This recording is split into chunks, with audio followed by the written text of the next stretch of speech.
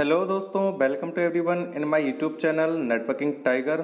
आज AWS का नया लेक्चर लेके हम आए हैं जिसमें हम बात करने वाले हैं क्लाउड कंप्यूटिंग के ऊपर। तो ये पार्ट नंबर 3 है, AWS के मॉड्यूल नंबर 1 का पार्ट नंबर 3 है, जहाँ पे हम क्लाउड कंप्यूटिंग के ऊपर डिस्कस करेंगे। जैसे कि लास्ट वाली वीडियोज में हमने AWS के ऊपर डिस्कस किया है और कंप्यूटिंग के ऊपर डिस्कस किया है कि कंप्यूटिंग क्या होता है, और टाइप्स ऑफ द कंप्यूटिंग पे हमने डिस्कस किया है। तो उसमें हमने बताया था आपको कि नेक्स्ट पार्ट में हम क्लाउड कंप्यूटिंग के ऊपर डिस्कस करने वाले हैं। तो इस वीडियो में हम क्लाउड कंप्यूटिंग के ऊपर डिस्कस करेंगे कि क्लाउड कंप्यूटिंग एक्चुअल में है क्या। ठीक है, जैसे कि आपने सुना होगा और हमने भी आपको बताया था पार्ट नंबर 1 में, AWS के पार्ट नंबर 1 में, कि AWS जो है वो हमें कौन सी सर्विस प्रोवाइड कराता है, क्लाउड कंप्यूटिंग की। ठीक है, तो AWS समझने से पहले हमें ये समझना होगा कि क्लाउड कंप्यूटिंग क्या होता है। क्लाउड कंप्यूटिंग कौन कौन सी सर्विस हमें प्रोवाइड कराता है, किस सर्विस को यूज करते हैं हम, और उस सर्विस को हम बोलते हैं कि ये क्लाउड कंप्यूटिंग वाली सर्विस है। ठीक है, तो आज के इस लेक्चर में, आज के इस वीडियो में हम उस पर ही डिस्कस करने वाले हैं, क्लाउड कंप्यूटिंग के ऊपर। और नेक्स्ट पार्ट में हम इसके बेनिफिट भी देखेंगे कि क्लाउड कंप्यूटिंग के हमारे पास क्या बेनिफिट हैं, जब क्लाउड कंप्यूटिंग नहीं था तब क्या सिचुएशन थी, और आज जब है हमारे पास तो क्या सिचुएशन है कंपनीज में। ठीक है, तो इस पे हम प्रॉपर तरीके से डिस्कस करेंगे इस वीडियो में। तो आपको ये वीडियो एंड तक देखना है। एंड आपसे रिक्वेस्ट है दोस्तों कि अगर आप नए इस चैनल पे तो चैनल को सब्सक्राइब करें, एंड अगर ये वीडियो आपको पसंद आ रहे हैं तो प्लीज इसको शेयर करें जितना हो सके अपने दोस्तों के साथ, अपने फेसबुक पे शेयर करें, अपने व्हाट्सएप पे शेयर करें, जितना हो सके उतना शेयर करें। ठीक है, तो चलिए फिर स्टार्ट करते हैं क्लाउड कंप्यूटिंग को कि क्लाउड कंप्यूटिंग है क्या, आज का हमारा एजेंडा क्या है, what is cloud computing and what's service cloud computing delivery. जो क्लाउड कंप्यूटिंग हमें कौन सी सर्विस को है जो है डिलीवर करता है। Okay, so cloud computing, cloud मतलब क्या होता है, क्लाउड मतलब बादल। ठीक है, तो क्लाउड कंप्यूटिंग का मतलब क्या है, एक ऐसा इन्वायरमेंट जहां पे हम अगर एक सर्वर परचेज करते हैं, हमें सर्वर होस्ट करना है, तो हम एक रिमोट लोकेशन पे होस्ट कर रहे हैं नेटवर्क को यूज करके।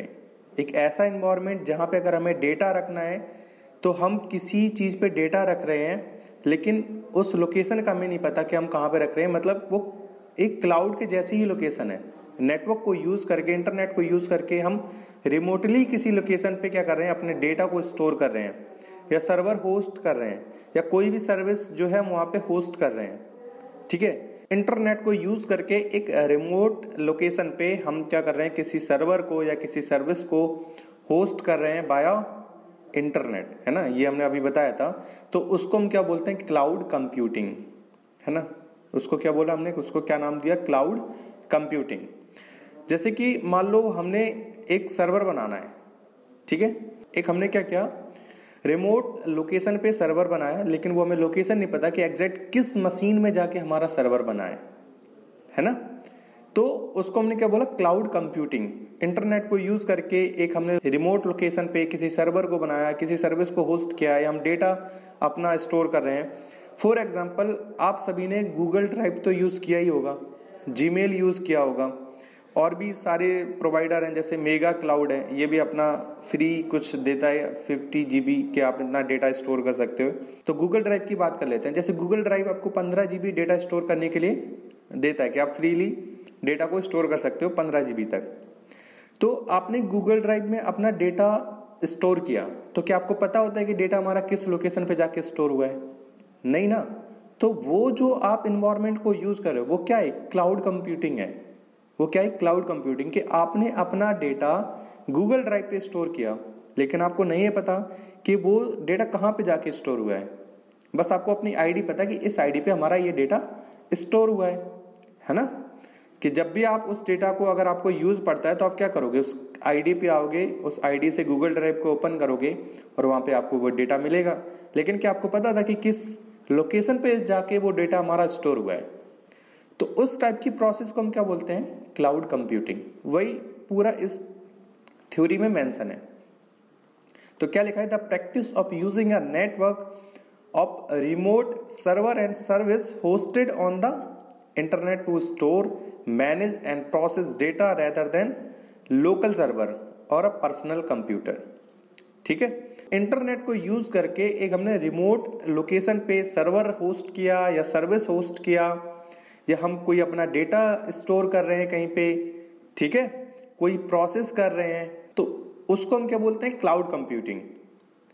जबकि हमने उसको, हालांकि उसको हमने लोकल सर्वर पे होस्ट नहीं किया है, अपने पर्सनल कंप्यूटर पे हमने सर्वर नहीं बना रखा है, हमने कोई पर्सनल अपना डेटा सेंटर या पर्सनल कोई हार्डवेयर परचेज नहीं किया है कि हमें अगर एक सर्वर बनाना है जिसमें मान लो एक नॉर्मल छोटा सा सर्वर ले लेते हैं जिसमें 16 GB रैम है, i9 प्रोसेसर होना चाहिए, 1 TB का हार्ड डिस्क होना चाहिए या 2 TB का हार्ड डिस्क होना चाहिए, तो हमने कोई लोकली इंफ्रास्ट्रक्चर नहीं खरीदा। ये सारी चीजें एक रिमोट लोकेशन पे पड़ी थी, हमने उस लोकेशन पे अपना एक सर्वर क्या कर दिया, होस्ट कर दिया बाया इंटरनेट। ठीक है, पर्सनल कंप्यूटर या हमने कोई पर्सनल लोकल सर्वर अपना नहीं बनाया, तो उस प्रोसेस को या उस सर्विस को हम क्या बोलते हैं, क्लाउड कंप्यूटिंग।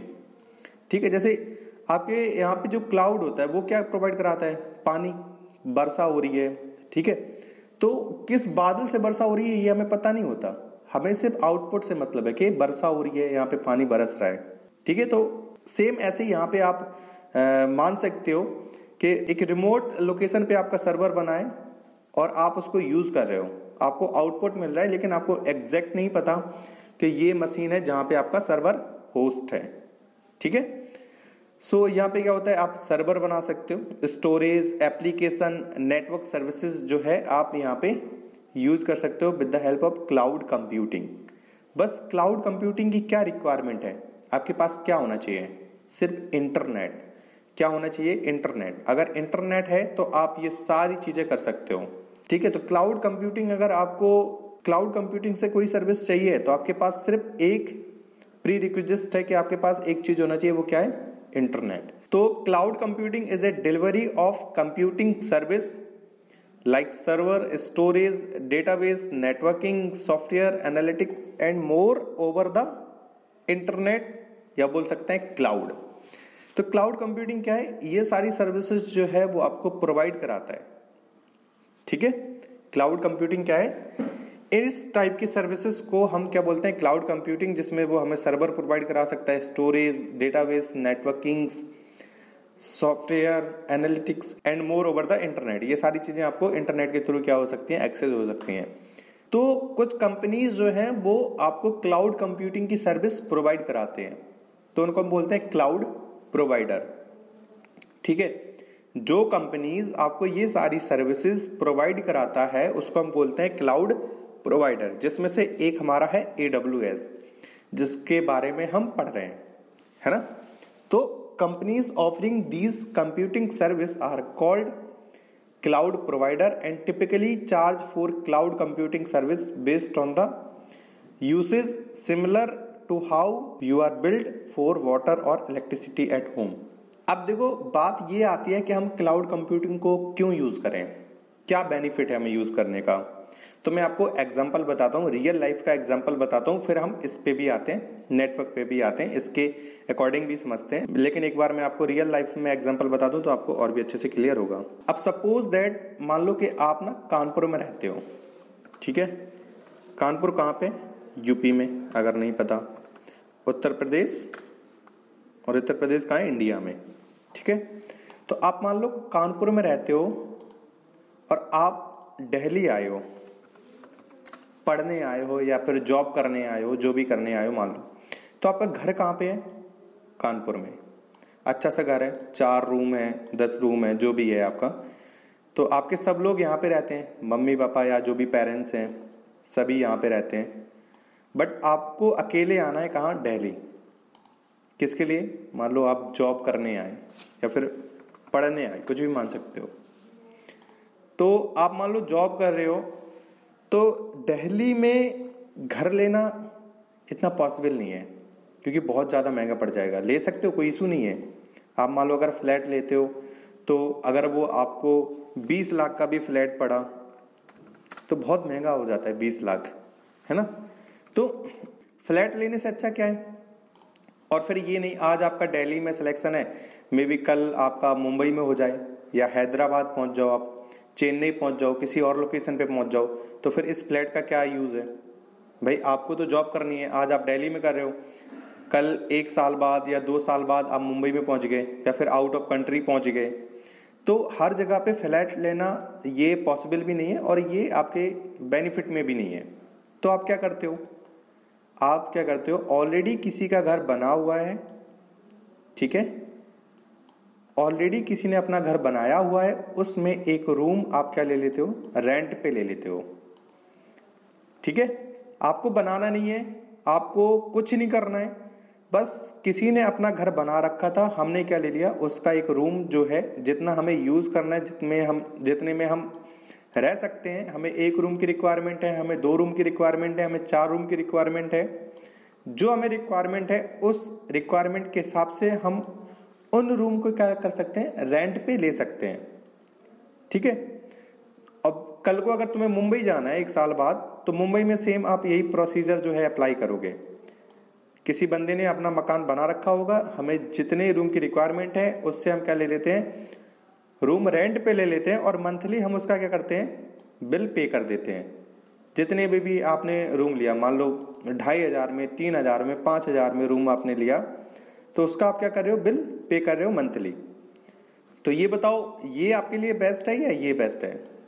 अगर आप फ्लैट खरीदोगे तो आपके पास पहले 12 लाख, 15 लाख, 20 लाख रुपए होना चाहिए, फिर उसके लिए आप फ्लैट परचेज करोगे। अब आपको मुंबई जाना है तो मुंबई में अलग परचेज करोगे, तो इसको फिर आप या तो बेचोगे या फिर ऐसे अगर पड़ा रहेगा तो फिर उसका कोई यूज नहीं है, यूजलेस है, या फिर आप रेंट पे दो, वो चीजें अलग हो जाती। तो इससे अच्छा प्रोसीजर क्या है कि आप रूम को रेंट पे ले लो। दिल्ली जाते हो, मुंबई जाते हो, मुंबई में रूम रेंट पे ले लो, आउट ऑफ कंट्री जाते हो, और यही प्रोसीजर जो है हम फॉलो भी करते हैं। ठीक है, तो ये आपको समझ में आ गया। अब कि हम हर जगह पे अपना घर तो नहीं बना सकते। अब जैसे अगर आपका मान लो दिल्ली में फिक्स हो जाता है, अब आपने सोच लिया कि अब मुझे दिल्ली में ही रहना है और अपनी फैमिली यहीं पे बसानी है, तब आप अपना फ्लैट ले सकते हो, यहाँ पे कोई इशू नहीं है उसमें, फिर आप लोगे भी। अब मान लो जैसे सेम यही प्रोसीजर मैं आपको AWS की लैंग्वेज में समझाता हूं कि क्लाउड कंप्यूटिंग हमें क्यों रिक्वायरमेंट्स है ना। अब मान लो आपको एक कंपनी स्टार्ट करनी है जिसमें आपको 4 सर्वर की रिक्वायरमेंट है, 4 सर्वर की रिक्वायरमेंट है, और वो भी थोड़े हैवी सर्वर होने चाहिए। तो आप क्या करोगे, 4 सर्वर परचेज करोगे, और सर्वर इतना मतलब इजी तो आता नहीं है कि आपने बोला 5000, 15000, 20000, 80000, 90000, इतने सस्ते तो सर्वर आते नहीं है ना। आपके सर्वर महंगे महंगे आते हैं। तो आपने चलो कैसे भी करके उन सर्वर को परचेज कर लिया, 4 सर्वर आपने परचेज कर लिए, लेकिन क्या है, आपको 24/7 उन सर्वर को ऑन करके रखना है, क्योंकि आपकी जो वेबसाइट है, आप जो कंपनी ऑन कर रहे हो, वो आपको 24/7 क्या है, सर्विस प्रोवाइड कराती है, जो भी आपकी कंपनी है। तो आपकी जो सर्वर है, 4 सर्वर, वो आपके 24/7 ऑन रहनी चाहिए। तो इसके लिए आपको इलेक्ट्रिसिटी को देखना पड़ेगा कि इलेक्ट्रिसिटी हमारे पास 24 घंटे आनी चाहिए। अगर मान लो इलेक्ट्रिसिटी डाउन होती है तो उसके अल्टरनेट में हमारे पास कुछ होना चाहिए, डीजी या कुछ भी आप मान लो, जो भी आप रख रहे हो। पावर बैकअप भी हमारे पास होना चाहिए कि अगर हमारा मेन लाइट जाता है तो हमारे पास बैकअप रही है, तो अल्टरनेट में हम बैकअप भी रखते हैं। ठीक है, और ये जो 24/7 आप सर्विस प्रोवाइड करा रहे हो, तो उसमें हमें जो ये आपके 4 सर्वर हैं, वो आपके 24/7 जो हावर्स चलेंगे, तो उनको कूलिंग करने के लिए हमें एसी भी चाहिए भाई। वो हीट भी करेंगे, अगर लगातार चलते रहेंगे तो डिवाइस हीट भी करेंगे, तो हमें क्या चाहिए, कूलिंग सिस्टम भी चाहिए। फिर एक ऐसी लोकेशन चाहिए जहां पे हम इनको सेफली रख सकें, मतलब तुम्हें एक बिल्डिंग को भी रेंट पे लेना पड़ेगा जहां पे हम अपने ये सर्वर को क्या कर सकें, होस्ट कर सकें, है ना। यहाँ पे हमने अपने 4 सर्वर लगा दिए। अब 4 सर्वर लगाने के बाद हम इनमें नेटवर्किंग करेंगे, है ना। नेटवर्किंग मतलब इन सर्वर को आपस में कनेक्ट करेंगे, फिर हम राउटर लगाएंगे, हम लोड बैलेंसर लगाएंगे कि अगर एक सर्वर हमारा फेल होता है तो हमारे पास क्वेरी जो है दूसरे सर्वर पे मूव होने लगे, है ना। तो लोड बैलेंसर आपने लगाया, फिर आपने इंटरनेट भी लोगे आप किसी से किसी सर्विस प्रोवाइडर से। मान लो आपने किसी एक आईएसपी से इंटरनेट लिया, फिर आप अल्टरनेट आईएसपी भी रखोगे कि मान लो अगर ये आईएसपी हमारा डाउन होता है तो हमारे पास दूसरा आईएसपी भी होना चाहिए इंटरनेट के लिए। ठीक है, तो आप 2 आईएसपी लोगे, और जो जिनको अगर ऐसी कंपनी ओपन करनी होती है वो तो अपना 3-3 आईएसपी 4-4 आईएसपी लेके रखते हैं अल्टरनेट में कि अगर ये डाउन होता है तो हमारे पास ये वाला लिंक है जिससे हम डेटा अपना फ्लो करा सकते हैं या फिर इंटरनेट को यूज कर सकते हैं। ठीक है, तो आपको बिल्डिंग रेंट पे लेनी है ना, आपको बिल्डिंग रेंट पे लेनी है। फिर ये तो सोच ही लो कि 4 सर्वर लोगे, उसके बाद राउटर, फायरवॉल, ये सारे डिवाइस, भाई फायरवॉल भी चाहिए क्योंकि आप सिक्योरिटी भी आपको चाहिए होगी यहाँ पे कि कोई हैकर अटैक ना कर सके। तो और यहाँ पे सबसे बड़ी बात, आप इंजीनियर भी रखोगे जो इन सब चीजों को मैनेज करेगा। मान लो आपने यहाँ पे 5 इंजीनियर रखे, जिसमें से आपका एक सिक्योरिटी, एक छोटी सी कंपनी का इंफ्रास्ट्रक्चर ले लेते हैं, जिसमें से एक आपका सिक्योरिटी इंजीनियर हो गया, 2-3 आपके नेटवर्क इंजीनियर हो गए, 2-3 आपके क्या हो गए, सर्वर इंजीनियर हो गए। तो जैसे 2 और 1 5 ये टीम ले लेते हैं। 2 आपके नेटवर्क इंजीनियर है, 2 सर्वर इंजीनियर है, 1 सिक्योरिटी इंजीनियर है। वैसे इतना कम इंफ्रास्ट्रक्चर किसी का होगा नहीं, फिर भी हम एक बार मान लेते हैं 5 एम्प्लॉय हैं आपके पास। ठीक है, तो आपका ये सारा चीज है। तो आपको इलेक्ट्रिसिटी देखनी है। फिर दूसरी बात कि आपके पास 24/7 इलेक्ट्रिसिटी होना चाहिए। कूलिंग सिस्टम भी देखना है, आपको एसी वगैरह लगाना पड़ेगा क्योंकि ये जो अगर डिवाइस चलेंगे तो हीट भी करेंगे, तो उनको हमें कूल भी रखना पड़ता है। तो उसके लिए हम इन्वायरमेंट जो है बहुत ही, यहाँ का जहाँ पे आप सर्वर लगाओगे, राउटर लगाओगे, इनका इन्वायरमेंट जो तो बहुत ही कूल होता है, बहुत ही मतलब इसको ठंडा रखते हैं जिससे कि मतलब वर्किंग रहे प्रॉपरली। तो ये सारी आप इतना इन्वेस्ट करोगे तब आप एक कंपनी स्टार्ट कर पाओगे, छोटा सा ऑर्गेनाइजेशन। ठीक है, जहां पे आपको 4 सर्वर की रिक्वायरमेंट है। अब इसमें भी क्या है, अब आपने स्टार्टअप किया है, जरूरी नहीं कि आपका कंपनी चली जाए। तो ये सारा जो आपने इतना इन्वेस्ट किया, ये सारा क्या है, भी रिस्क ही है। अगर नहीं चला तो, है ना, अगर नहीं चला तो ये हमारा सारा पैसा क्या हो जाएगा, इन्वेस्ट हो जाएगा, इसका कोई यूज नहीं है। हमने बिल्डिंग जो रेंट पे परचेज किया, ये कूलिंग सिस्टम, ये इलेक्ट्रिसिटी, ये आईएसपी जो आप बिल पे करोगे, एक लीज लाइन का आप जो 20-20 हजार 25-25 हजार मंथली दे रहे हो, और आपने फिर तो वो डिपेंड करता है आपने कितनी बैंडविड्थ की लीज लाइन ले रखी है। और इन सब चीजों को मैनेज करने के लिए आप जो इंजीनियर रखोगे, ये जो डेटा सेंटर बनवाओगे, उसका भी आपको पे करना पड़ेगा। मतलब अगर ओवरऑल देखा जाए तो आपको बहुत ज्यादा इन्वेस्ट करना पड़ेगा आपको इस इंफ्रास्ट्रक्चर में। अगर आप फिजिकली अपना डेटा सेंटर बनाना चाहते हो तो बहुत ज्यादा इन्वेस्ट करना पड़ेगा, और उसमें भी हमारा कंफर्म नहीं है कि ये जो बिजनेस है वो हमारा चलेगा ही चलेगा। अब मान लो आपसे कोई बोलता है कि हमारे पास सर्वर ऑलरेडी हैं, हमने ऑलरेडी बिल्डिंग परचेज कर रखी है, हमने ऑलरेडी कूलिंग सिस्टम सब कुछ लगा रखा है, हमने आईएसपी से कनेक्शन ले रखा है, हमने सब कुछ कर रखा है, आपको कितने सर्वर की रिक्वायरमेंट है आप हमसे बोलो, हम आपको प्रोवाइड करा रहे हैं। और बस आपको क्या करना है, आप जितना यूज कर रहे हो उसका आपको रेंट देना है। आपको 4 सर्वर चाहिए, मैं आपको 4 सर्वर दे रहा हूं। कितने कॉन्फ़िगरेशन के चाहिए आप मुझे बताओ, हम आपको उतने कॉन्फ़िगरेशन के 4 सर्वर दे रहे हैं। आपको बस क्या करना है, जितना आप यूज कर रहे हो उसका आपको रेंट देना है। आप 2 घंटे दिन में यूज करते हो, 24 घंटे में आपने 2 घंटे सर्वर को यूज किया, आप 2 घंटे का बिल हमें पे कर दो बस। और बिल भी ऐसा नहीं कि बहुत ज्यादा हाईली, बिल भी आपका बिल्कुल एक्यूरेट, जो जिसमें आप भी कंफर्टेबल हो। ठीक है, आपने 24 घंटे में 10 घंटे यूज किया सर्वर को दूसरे दिन, तो आप बस 10 घंटे का बिल पे कर दो। तो ये बोला यार ये तो बेस्ट है आपके लिए, इतना इन्वेस्ट करने से अच्छा है कि आप यहां से सर्विस ले लो। वो आपको कह रहे हैं ना आपको सिक्योरिटी इंजीनियर रखना है, ना आपको कुछ रखना है, ना आपको कूलिंग सिस्टम बनाना है, ना एसी लाना है, ना इलेक्ट्रिसिटी का हेडेक लेना है, आपको कुछ नहीं लेना। और हम आपको सर्विस जो प्रोवाइड करा रहे हैं 90.99% सर्विस प्रोवाइड करा रहे हैं, मतलब 1% भी आपका डाउन नहीं जाएगा। 4 सर्वर जो आप मेरे से रेंट पे ले रहे हो आपके हमेशा ऑन रहेंगे, सिक्योरिटी की फुल गारंटी, सब कुछ ये चीजें प्रोवाइड करा रहा है। और बस आप यहाँ पे जितना यूज कर रहे हो सर्वर को उतना आप इनको रेंट पे कर दो। ठीक है, तो यार ये अगर कोई ऑफर करता है तो आप ही बताओ ये बेस्ट है या ये बेस्ट है? भाई स्टार्टिंग आप कर रहे हो तो आप सिंपल सी बात आप यही लोगे, ये वाली सर्विस। अगर हमारा चल जाता है तो बाद में अगर हमें लोकली अपना डेटा सेंटर बनाना है तो हम बना सकते हैं, लेकिन लोकली डेटा सेंटर में भी इशू है।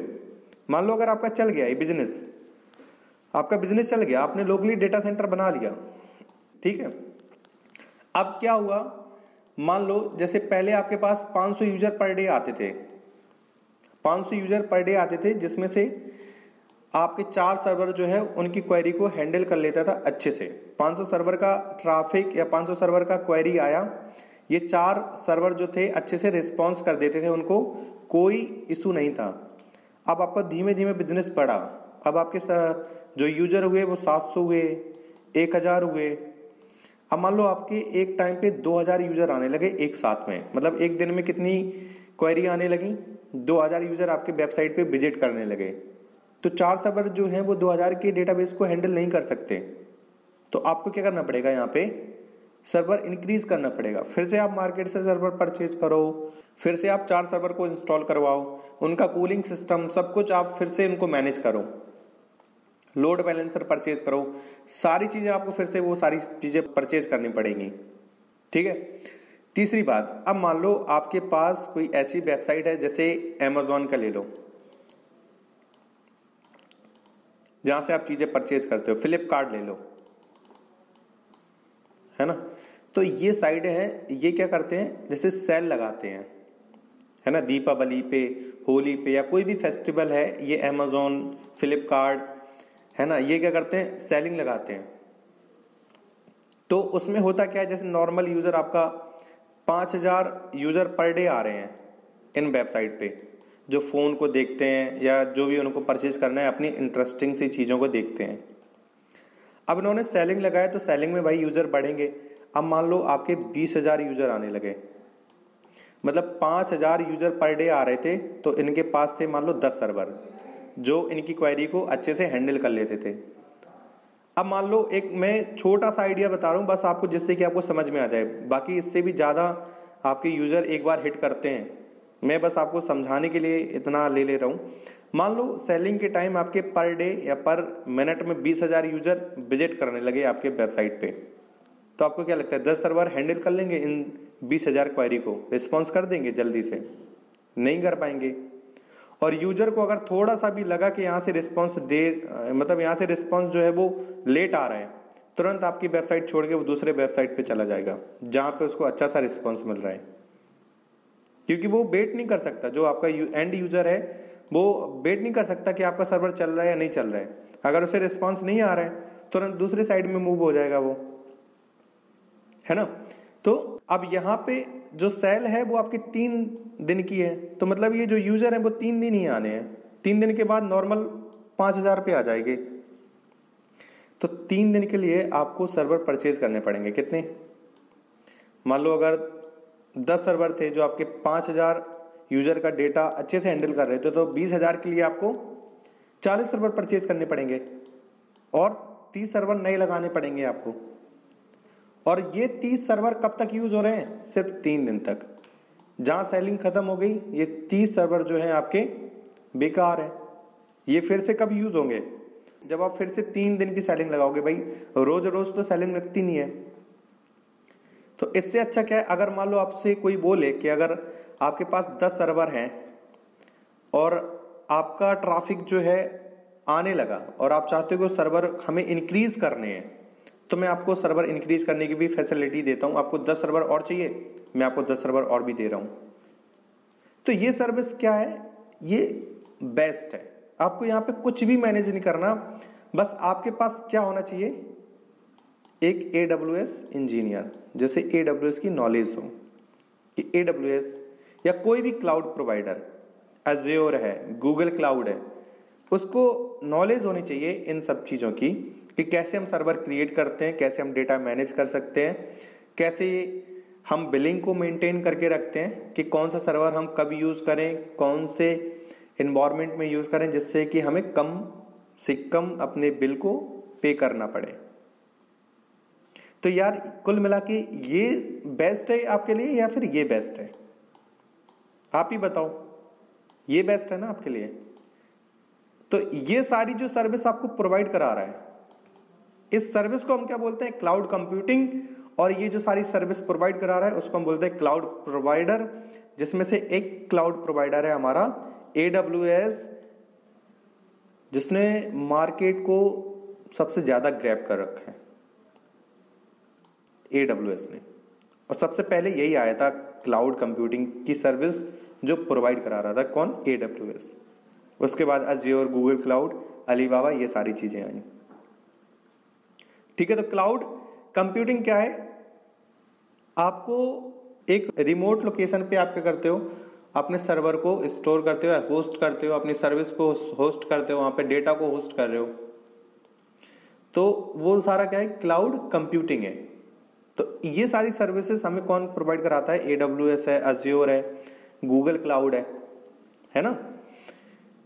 तो आई होप ये आपको समझ में आएगा। और इनका बिल हमें वैसे पे करना होता है जैसे कि हम रेंट, अभी हमने रेंट का एग्जांपल लिया था, ये रूम के रेंट का हम बिल पे करते हैं, या फिर इलेक्ट्रिसिटी का हम मंथली पे करते हैं, है ना? गैस, जितनी गैस हमें चाहिए उतने सिलेंडर आपके पास आ जाएंगे, एक सिलेंडर का इतना रेट है, आप उतना पे कर दो, है ना? तो जैसे इनकी बिलिंग मेंटेन होती है, ऐसी आपके सर्वर, यहाँ पे सर्वर की बिलिंग मेंटेन होती है। आप जो भी आप सर्विस यहाँ पे ले रहे हो, आप जितनी देर उस सर्विस को यूज कर रहे हो उसका उतना बिल पे कर दो। ठीक है, तो आई होप आपको समझ में आ गया होगा कि क्लाउड कंप्यूटिंग हमें क्यों जरूरी है, क्यों रिक्वायरमेंट है, और मार्केट में इसका बहुत ज्यादा स्कोप है। और धीमे धीमे करके मार्केट में अब आ भी रहा है क्लाउड कंप्यूटिंग, क्योंकि हर एक कंपनी इसी वजह से मूव हो रही है क्लाउड पे। और आपको रीजन समझ में आ गया होगा कि रीजन क्या है मूव होने का। इतना पैसे कौन इन्वेस्ट करेगा यार, जब वो सर्विस उसको रेंट पे मिल रही है, विद सिक्योरिटी, कुछ भी मेंटेन नहीं करना है, जिसको 99.99% सर्विस प्रोवाइड करने का, या अपने सिक्योरिटी, अपने आपके डेटा को स्टोर करने का जो फैसिलिटीज प्रोवाइड करा रहा है। भाई आपके केस में तो एक बार जा भी सकता है, मान लो इलेक्ट्रिसिटी चली गई, इंटरनेट चला गया, कोई रीजन हो गया, तो आपकी सारी हेडेक आपकी है। यहाँ पे आपको मेंटेन करना पड़ेगा, आपको देखना पड़ेगा। यहाँ पे आपका कोई हेडेक नहीं है, आपको बस सर्वर 4 चाहिए थे, 4 आपने सर्वर रेंट पे ले लिए, अब चलाओ जितना चलाना है उनको। ठीक है, तो यही सारी चीजें हमने थ्योरी में लिख रखी हैं। अब आपको थ्योरी ना बहुत अच्छे से क्लियर हो जाएगी, क्योंकि मैंने यहाँ पे आपको समझा दिया, रियल लाइफ में भी और क्लाउड कंप्यूटिंग के हिसाब से भी, IT एनवायरनमेंट के हिसाब से भी। तो वही यहाँ पे लिखा है, cloud computing is a delivery of computing service, server, storage, database, networking, software, analytics and more over the internet. Companies offering these computing services are called cloud provider and typically charge for cloud computing service based on the uses. जितना आप use कर रहे हो उतना आपसे पे किया जाएगा। Similar to how you are billed for water or electricity at home.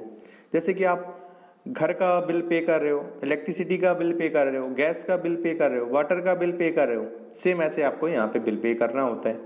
Okay, next क्या है? Cloud computing use a client server architecture to delivery computing resources such as server, storage, database and software over the cloud या internet with pay as you go pricing. देखो, ये जो cloud computing की service है, ये आपको कौन से मॉडल पे मिलते हैं? पे एज यू गो मॉडल। पे एज यू गो मॉडल का मतलब होता है जितना आप यूज कर रहे हो उतना आप पे करो, बस। तो क्लाउड कंप्यूटिंग क्या है? क्लाइंट सर्वर जैसा आर्किटेक्चर है कि आपके पास एक सर्वर है, आप क्लाइंट हो, आपको सर्विस की रिक्वायरमेंट है, आपने उससे सर्विस ले ली, और जितना आप यूज कर रहे हो उसका आप पे कर रहे हो, पे एज यू गो मॉडल। ठीक है, cloud computing become a very popular option for organization by providing various advantages including cost saving, increased productivity, efficiency, performance, data backups, disaster recovery and security. cloud computing क्यों popular हो रहा है? क्योंकि यहाँ पे हमें कॉस्ट सेविंग हो रही है, बहुत ज़्यादा। अभी आपको बताया था हमने कितना कॉस्ट आपका सेव हो जाएगा। और कुछ चीज़ें तो है जो हम खुद स्किप कर चुके हैं। अगर छोटा छोटा जाके देखा जाए कि वहाँ से सर्वर परचेज करके लाना, फिर इंजीनियर वहाँ पे डेटा सेंटर को बिल्डअप करेंगे, तो उसमें सोचो कितना आपको खर्चा करना पड़ेगा, कितना पे करना पड़ेगा। यहाँ पे कुछ नहीं है, बस आपने जैसे कि आप दिल्ली में आए, आपने रूम रेंट पे लिया और आप रहना स्टार्ट कर दिया। आपको ना प्लास्टर करवाया, ना आपने बनाया, ना आपने जगह खरीदी, आपने कुछ नहीं खरीदा। सेम यहाँ पे है, ठीक है। तो प्रोडक्टिविटी आपकी इंक्रीज होगी, क्योंकि अब आपको डेटा सेंटर बनाने का सोचना नहीं है कि यार यहाँ पे इलेक्ट्रिसिटी कहाँ से आएगी, फिर उसके लिए टाइम भी चाहिए। जैसे अगर मैं आपसे बोलूँ चलो आपको 4 सर्वर क्या करना है, होस्ट करना है, with networking, with internet, with electricity, with cooling system, with building, सब कुछ आपको करना है, तो आप कितना टाइम लोगे? कम से कम आपको 15 दिन 20 दिन तो लग ही जाएंगे। आप सर्वर को परचेज करोगे, नेटवर्किंग करोगे, उनको इंस्टॉल करोगे, फिर आप वो इलेक्ट्रिसिटी का ऑप्शन रखोगे, वहां पे इंटरनेट का ऑप्शन रखोगे, फिर उनको कॉन्फ़िगर करोगे, फिर आपको सिक्योरिटी भी चाहिए, सारी चीजें चाहिए वहां पे। तो 1 महीने 2 महीने आपके इसी में लग जाएंगे। वैसे ये मैंने कम बताया, लग तो बहुत ज्यादा जाता है। तो आप जिस पर्पज के लिए आपने कंपनी खड़ी की थी या जिसके लिए आप कंपनी खोलना चाहते हो, वो तो अभी साइड में है, आपका तो अभी पैसा इसमें ही इन्वेस्ट जा रहा है। तो आप जिसके लिए आपने बनाया था कंपनी को, वो तो आप यूज ही नहीं कर पा रहे हो। तो प्रोडक्टिविटी अभी आपकी क्या है, डाउन है। अब यहां आने से आपने 4 सर्वर चाहिए, तुरंत आपने 4 सर्वर बनाए, 2 मिनट में 4 सर्वर बना लिए, या मान लो आपने 2 दिन में 4 सर्वर अच्छे से सेटअप कर लिए, तो 1-2 महीने का जो समय था आपने 2 दिन में कवर कर लिया। फिर आप अपना काम करना स्टार्ट कर दिया जिसके लिए आपने कंपनी को ओपन किया था। तो प्रोडक्टिविटी जो है वो आपकी बहुत ही इंक्रीज हो गई। सेम ऐसे efficiency, performance, data backup, UPS, disaster recovery and security, सारी चीजें ये आपको क्या करता है, प्रोवाइड कराता है क्लाउड कंप्यूटिंग। आपका डेटा अगर कहीं से डिलीट होता है, आपने जो डेटा स्टोर किया है, आपको हेडेक नहीं लेनी है। जिस डेटा सेंटर में आपने डेटा स्टोर कर रखा है क्लाउड प्रोवाइडर के, वो डेटा सेंटर जल जाए, फूक जाए, कुछ भी हो जाए, आपको आपका डेटा प्रॉपर तरीके से मिलेगा। ठीक है, तो मतलब हेडेक नहीं लेना, आपने जो सर्वर बना रखा है वो आपको मिलेगा ही मिलेगा। ठीक है। The term cloud refer to a network और the internet. It is a technology that uses a remote server on the internet to store, manage and access data online rather than local drive. ठीक है। The data can be anything such as file, image, documents, audio, video and more. ठीक है। अब cloud computing ऐसा नहीं आप use नहीं कर रहे हो, जिसके पास एंड्रॉइड फोन है वो क्लाउड कंप्यूटिंग की सर्विस यूज कर रखा है, वो क्लाउड कंप्यूटिंग की सर्विस क्या कर रहा है, यूज कर रहा है। आप गूगल ड्राइव पे डेटा स्टोर करते हो, आप मेल सेंड करते हो, मेल किसी की आती है आपके पास, आपको पता होता है आपका डेटा कहाँ स्टोर हो रहा है? नहीं ना। आपको 15 GB जो गूगल ड्राइव में फ्री मिलता है स्पेस, आपने उस 15 GB में डेटा स्टोर कर दिया। अब जिस लोकेशन पे आपने स्टोर किया, मान लो गूगल के जिस डेटा सेंटर पे आपका डेटा स्टोर हुआ है, अगर वो डेटा सेंटर में कुछ भी होता है, कुछ भी हो जाए, उनका जल जाए, वहां पे अर्थक्वेक आ जाए या फिर कुछ भी हो जाए, लेकिन आपका डेटा आपको मिलेगा। आपको तो अपना डेटा चाहिए ना, कि हमने डेटा स्टोर किया, हमें अपना डेटा चाहिए, और आपको वो डेटा मिलेगा भी। जिस लोकेशन पे या जिस डेटा सेंटर पे उन्होंने होस्ट कर रखा था गूगल ने, और वो डेटा सेंटर में कुछ भी हो जाता है, लेकिन फिर भी आपको डेटा आपका दिया जाएगा।